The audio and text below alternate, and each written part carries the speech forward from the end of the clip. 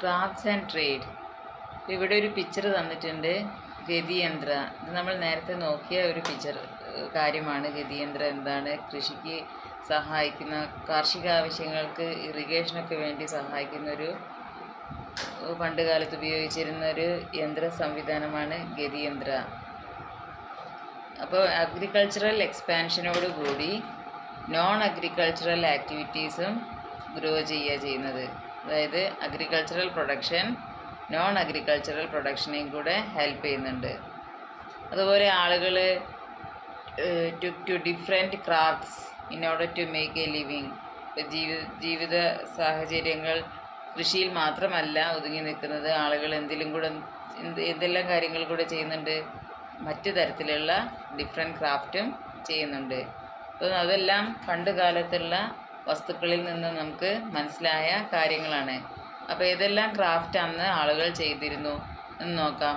Pottery making, jewellery making, pearl making, glass wear manufacturing, silk cotton garment manufacturing, Ivory sculpture തുടങ്ങിയ കാര്യങ്ങളിലെല്ലാം തന്നെ പണ്ട് കാലത്ത് ആളുകൾ ജോലി ചെയ്തിരുന്നു. അതിനുള്ള തെളിവുകൾ നമുക്ക് ലഭിച്ചിട്ടുണ്ട്. പിന്നെ അടുത്ത് വരുന്ന ഒരു പ്രധാനപ്പെട്ട ഒരു കാര്യം ശ്രേണീസ് അഥവാ ശ്രേണി എന്ന വാക്കാണ്. അതായത് ഗിൽഡ്, അതായത് ഒരു പ്രത്യേക ജോലി ചെയ്യുന്ന ആളുകളുടെ കൂട്ടത്തിന് അല്ലെങ്കിൽ ആളുകളുടെ അസോസിയേഷനെ പറയുന്നതാണ് ഗിൽഡ് അല്ലെങ്കിൽ ശ്രേണീസ്. People engaged in the same craft gradually formed association. ഒരേ ക്രാഫ്റ്റ് ചെയ്യുന്ന ആൾക്കാർ പിന്നീട് അതൊരു അസോസിയേഷനാക്കി മാറ്റുക ചെയ്ത്. അതായത് അവരുടെ ഒരു കൂട്ടം, ഒരു പ്രത്യേക ജോലി ചെയ്യുന്ന ആളുകളുടെ ഒരു സംഘടന, ഒരു കൂട്ടം, അതാണ് ഗിൽഡ്. അവർക്ക് അവരുടേതായ ചില നിയമങ്ങളൊക്കെ ഫോളോ ചെയ്യേണ്ടിയിരുന്നു. ശ്രേണീസിന് അവരുടേതായ ചില നിയമങ്ങൾ പാലിക്കേണ്ടതായിട്ട് ഉണ്ടായിരുന്നു. ശ്രേണീസ് were associations of craftsman and traders. ട്രേഡേഴ്സിൻ്റെയും ക്രാഫ്റ്റ്സ്മാൻ്റെയും ഒക്കെ ഒരു അസോസിയേഷനാണ് ശ്രേണീസ്. അപ്പോൾ ഇവരുടെ പ്രധാന ജോലികൾ എന്തൊക്കെയാണ്?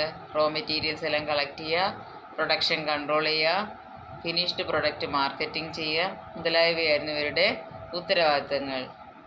ഇനി നമുക്ക് ട്രേഡ് ആൻഡ് കൊമേഴ്സ് പഠിക്കാം. എന്താണ് ട്രേഡ് ആൻഡ് കൊമേഴ്സ്? അപ്പോൾ വാണിജ്യ വ്യവസായങ്ങൾ.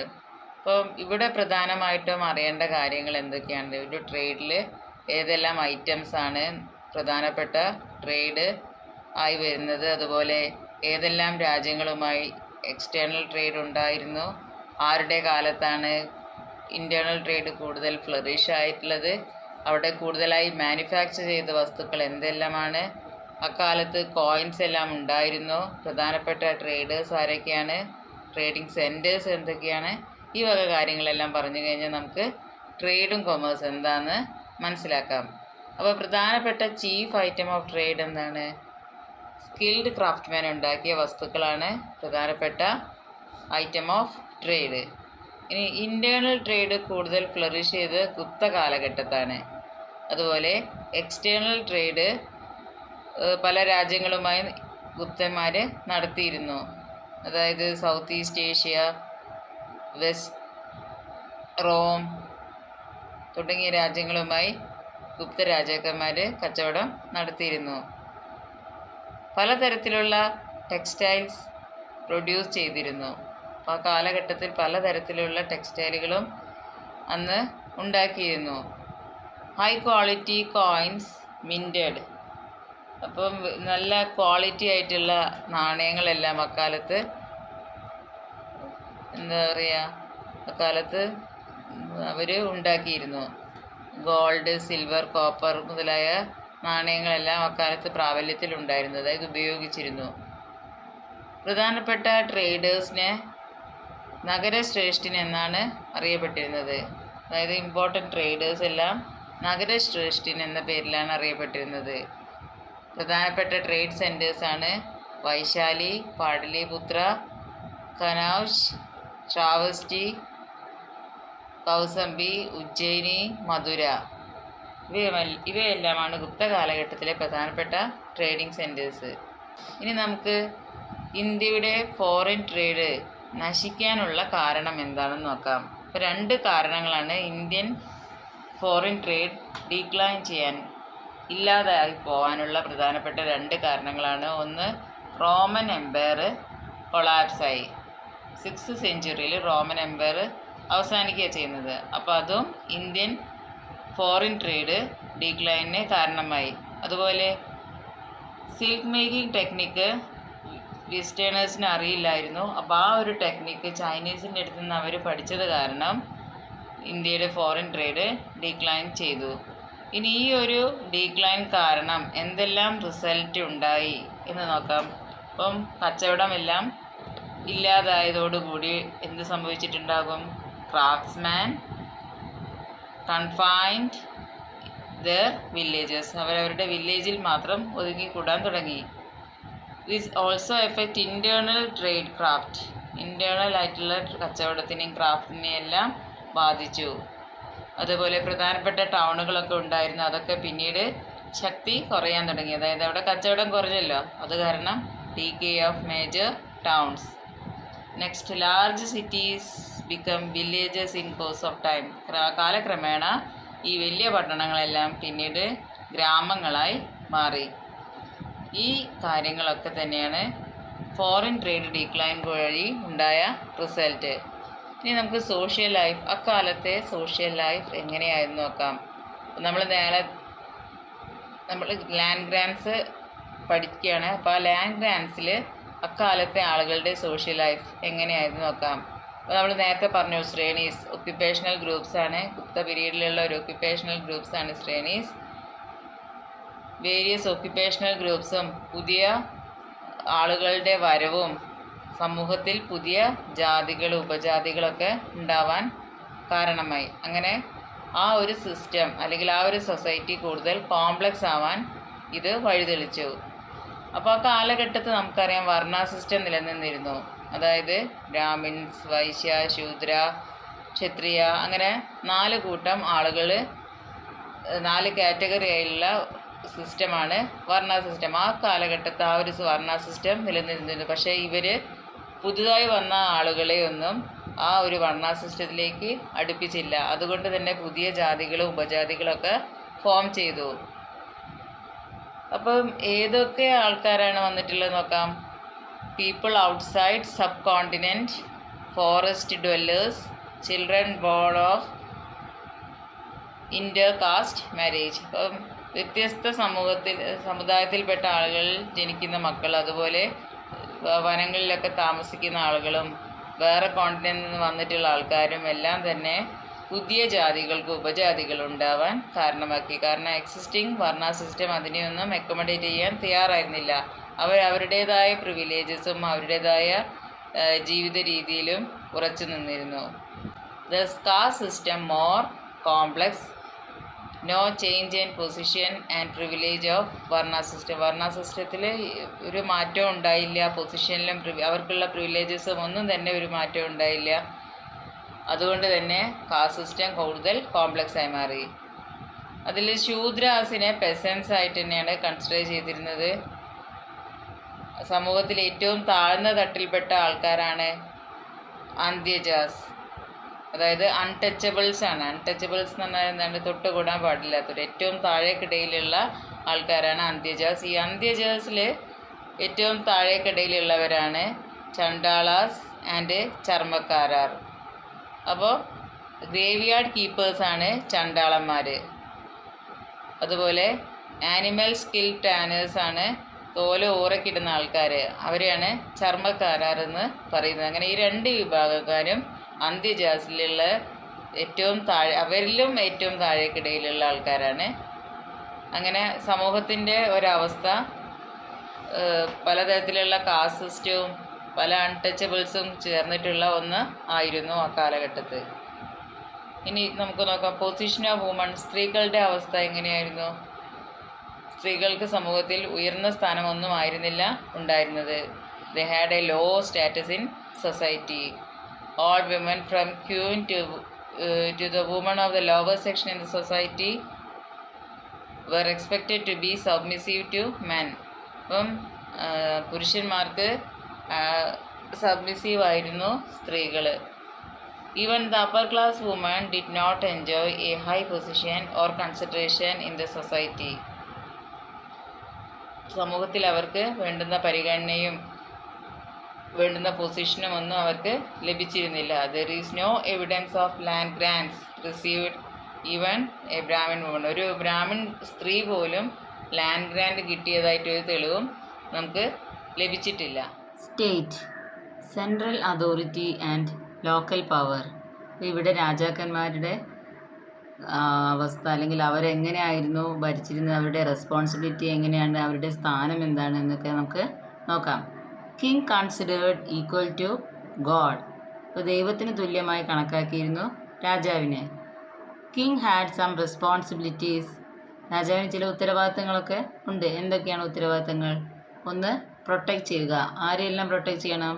ശ്രമണാസ്, വീക്കർ സെക്ഷൻ ആൻഡ് ബ്രാഹ്മിൻസ്. അപ്പോൾ ബ്രാഹ്മിൻസിനെ, വീക്കർ സെക്ഷൻ, അതേപോലെ ശ്രമണാസിനെയും പ്രൊട്ടക്റ്റ് ചെയ്യുന്ന ജോലി ആർക്കാണുള്ളത്, അല്ലെങ്കിൽ ആ റെസ്പോൺസിബിലിറ്റി രാജാവിനാണ് ഉള്ളത്. അതുപോലെ അഡ്മിനിസ്ട്രേഷൻ ഓഫ് ജസ്റ്റിസ്, നീതി നടപ്പിലാക്കുക, ഇതും രാജാവിൻ്റെ ഉത്തരവാദിത്തമാണ്. അപ്പോൾ ഈ രണ്ട് കാര്യങ്ങളാണ്. ഒന്ന് പ്രധാനമായും പ്രൊട്ടക്റ്റ് ചെയ്യുക, അതുപോലെ അഡ്മിനിസ്ട്രേഷൻ ഓഫ് ജസ്റ്റിസ്. ഈ രണ്ട് ഉത്തരവാദിത്തങ്ങളും രാജാവിന് ഉണ്ടായിരുന്നു. Allow samantas in administration and succession. ഇപ്പോൾ ഗുപ്താസ് പിടിച്ചടക്കിയ സ്ഥലങ്ങളിലെ രാജാക്കന്മാരെ സാമന്തന്മാരായി കണക്കാക്കി അവർക്ക് അഡ്മിനിസ്ട്രേഷനും സക്സഷനും എല്ലാം നൽകിയിരുന്നു. അതായത് അവരുടെ ഭരണം, അതുപോലെ പിന്തുടർച്ച അവകാശം മുതലായ കാര്യങ്ങളിൽ ഗുപ്ത രാജാക്കന്മാർ ഇടപെട്ടിരുന്നില്ല. Rulers of the territories that Gupta conquered. രാജാക്കന്മാർ, അതായത് ഈ ഗുപ്ത രാജാക്കന്മാർ പിടിച്ചടക്കിയ സ്ഥലങ്ങളിലെ ഭരണാധിപന്മാരാണ്, അല്ലെങ്കിൽ അവിടെ ഭരിച്ചിരുന്നവരാണ് സാമന്താസ്. ഇനി ഗുപ്ത കാലഘട്ടത്ത് head of administration of village എങ്ങനെയായിരുന്നു? അവിടെ ഗ്രാമപതി അല്ലെങ്കിൽ ഗ്രാമാധ്യക്ഷ ആയിരുന്നു വില്ലേജ് അഡ്മിനിസ്ട്രേഷൻ കൈകാര്യം ചെയ്തിരുന്നത്. എന്നാൽ വില്ലേജിലുണ്ടാകുന്ന ഡിസ്പ്യൂട്ടുകൾ, വഴക്കുകളും കാര്യങ്ങളുമെല്ലാം സെറ്റിൽ ചെയ്തിരുന്നത് ഗ്രാമവൃദ്ധരായിരുന്നു. അവിടുത്തെ മുതിർന്ന ആൾക്കാരാണ് ആ കാര്യങ്ങൾ ചെയ്തിരുന്നത്. അതാണ് ഗ്രാമവൃദ്ധർ. ഇനി നമുക്ക് നോക്കാം പ്രശസ്തി എന്താണ്. ആ കാലഘട്ടത്ത് രാജാക്കന്മാർ ചെയ്ത നേട്ടങ്ങളെല്ലാം കല്ലുകളിൽ കൊത്തിവെച്ചിരുന്നു. ഈ കാര്യങ്ങളാണ് പ്രശസ്തി എന്ന പേരിൽ അറിയപ്പെടുന്നത്. അതായത് stone inscription erected by rulers. ഇതിൽ ഏറ്റവും മുമ്പുള്ള ഒരു പ്രശസ്തിയാണ് ജുനഗ പ്രശസ്തി ഓഫ് രുദ്രദാമൻ. രുദ്രദാമൻ്റെ ജുനഗ പ്രശസ്തിയാണ് ഏറ്റവും ആദ്യത്തെ അറിയപ്പെടുന്ന പ്രശസ്തി. Praise the king and his achievement in വാർ. രാജാവ് യുദ്ധത്തിൽ ജയിച്ചതും അദ്ദേഹത്തിൻ്റെ നേട്ടങ്ങളുമാണ് ഈ കല്ലുകളിലൊക്കെ കുത്തിവെച്ചിരുന്നത്. അദ്ദേഹത്തെ പുകഴ്ത്തിയും കൊണ്ടാണ് ഇങ്ങനത്തെ കാര്യങ്ങൾ ചെയ്തിരുന്നത്. ആരുടെയൊക്കെ പ്രശസ്തികളാണ് ഇങ്ങനെ ഇത്തരത്തിൽ കണ്ടിട്ടുള്ള? ചോളാസ്, രാഷ്ട്രകൂടാസ്, ചാലൂക്യാസ്, പല്ലവാസ്, ഇവരെല്ലാം തന്നെ പ്രശസ്തികൾ ചെയ്തിരുന്നു. അതായത് തങ്ങളുടെ നേട്ടങ്ങൾ കല്ലുകളിൽ കൊത്തിവെച്ചിരുന്നു. പ്രയാഗ പ്രശസ്തി എന്താണെന്ന് നോക്കാം. അതായത് സമുദ്രഗുപ്തൻ്റെ കോൺക്വസ്റ്റും അദ്ദേഹത്തിൻ്റെ മിലിറ്ററി വിക്ടറീസിനെയും പ്രൈസ് ചെയ്തിട്ടുള്ളതാണ് പ്രയാഗ പ്രശസ്തി അല്ലെങ്കിൽ അലഹബാദ് പ്രശസ്തി. ഈ ഒരു പ്രശസ്തി കമ്പോസ് ചെയ്തത് സംസ്കൃതത്തിലായിരുന്നു. ഹരിസേനയാണ് ഇത് കമ്പോസ് ചെയ്തിട്ടുള്ളത്. അപ്പോൾ രാജാക്കന്മാരുടെ അല്ലെങ്കിൽ അവർ ചെയ്ത കാര്യങ്ങൾ, യുദ്ധത്തിൽ പിടിച്ചടക്കിയ സ്ഥലങ്ങളെക്കുറിച്ചും അങ്ങനെയുള്ള വീരപരമായ കാര്യങ്ങൾ, നേട്ടങ്ങളാണ് പ്രശസ്തി എന്ന് അറിയപ്പെടുന്നത്. അപ്പോൾ ഇവിടെ സമുദ്രഗുപ്തൻ്റെ പ്രശസ്തിയാണ് പറയുന്നത് പ്രയാഗ പ്രശസ്തി അല്ലെങ്കിൽ അലഹബാദ് പ്രശസ്തി. ഇനി നമുക്ക് ആർട്ട് ആൻഡ് ലിറ്ററേച്ചർ നോക്കാം. അപ്പോൾ ആ കാലഘട്ടത്തിൽ സംസ്കൃത് ലിറ്ററേച്ചർ കൂടുതൽ ഡെവലപ്ഡായി, അതുപോലെ ആർട്ട് ഡെവലപ്ഡായി. അപ്പോൾ ഏതെല്ലാം പുസ്തകങ്ങളാണ് അക്കാലത്ത് എഴുതിയിട്ടുള്ളതെന്നും അമ്പലങ്ങളും പല രീതിയിലുള്ള കാര്യങ്ങളിലും പുരോഗതി ഉണ്ടായിട്ടുണ്ട്. Construction of structural temples. എന്താണ് കൺസ്ട്രക്ഷൻ ഓഫ് സ്ട്രക്ചറൽ ടെമ്പിൾസ് എന്ന് നോക്കാം. ഇവിടെ ടെമ്പിൾസ് ഉണ്ടാക്കിയിരിക്കുന്നത് കല്ലുകൊണ്ട് അല്ലെങ്കിൽ ബ്രിക്കുകൾ കൊണ്ടാണ് ടെമ്പിൾസ് ഉണ്ടാക്കിയിരുന്നത്. അതുപോലെ സ്കൾപ്ചേഴ്സ്, ശില്പങ്ങളെല്ലാം ഉണ്ടാക്കിയിരുന്നു. ഇനി ഇവിടെ നോക്കുക, ഉത്തർപ്രദേശ്, മധ്യപ്രദേശ് എന്നീ സ്ഥലങ്ങളിലുള്ള അമ്പലങ്ങളുടെ മാതൃക തന്നിട്ടുണ്ട്. നോക്കുക,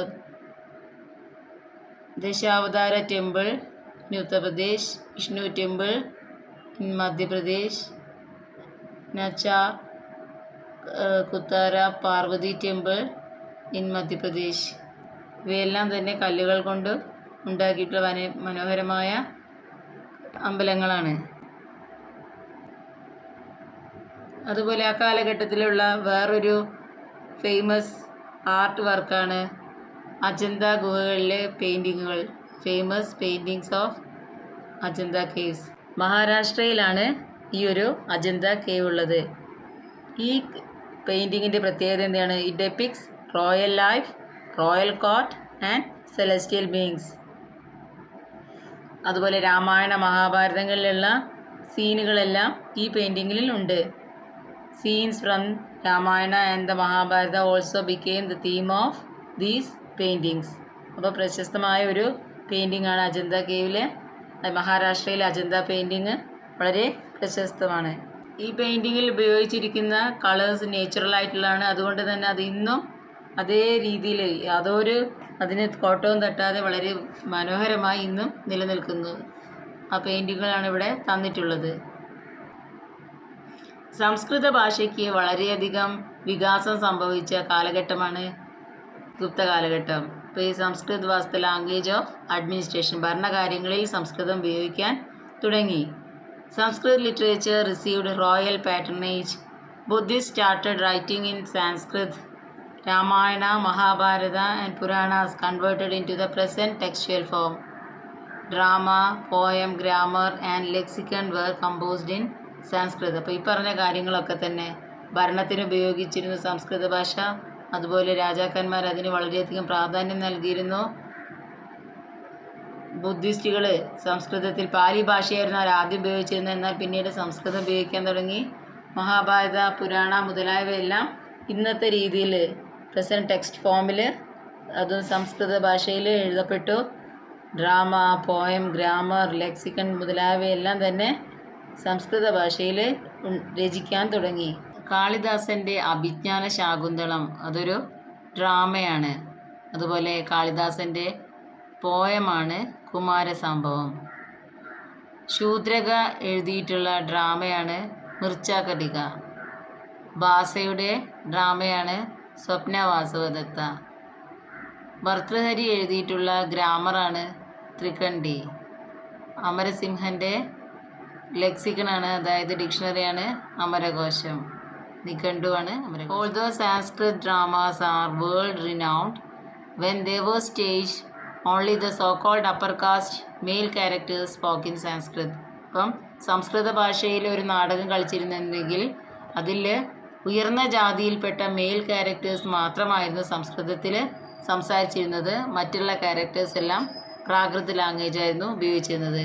വുമൺ ക്യാരക്ടേഴ്സും മറ്റ് ക്യാരക്ടേഴ്സും എല്ലാം പ്രാകൃത് ലാംഗ്വേജാണ് ഉപയോഗിച്ചിരുന്നത്. Woman characters including the queen and the male characters belonging to the caste considered lower used only Prakrit language. അപ്പം അതിലുള്ള അപ്പർ കാസ്റ്റ് മെയിൽ ക്യാരക്ടേഴ്സ് മാത്രമായിരുന്നു സംസ്കൃത ഭാഷ ഉപയോഗിച്ചിരുന്നത്. The 6 systems of philosophy which laid the foundation for the Indian philosophical thought also were formulated during this period.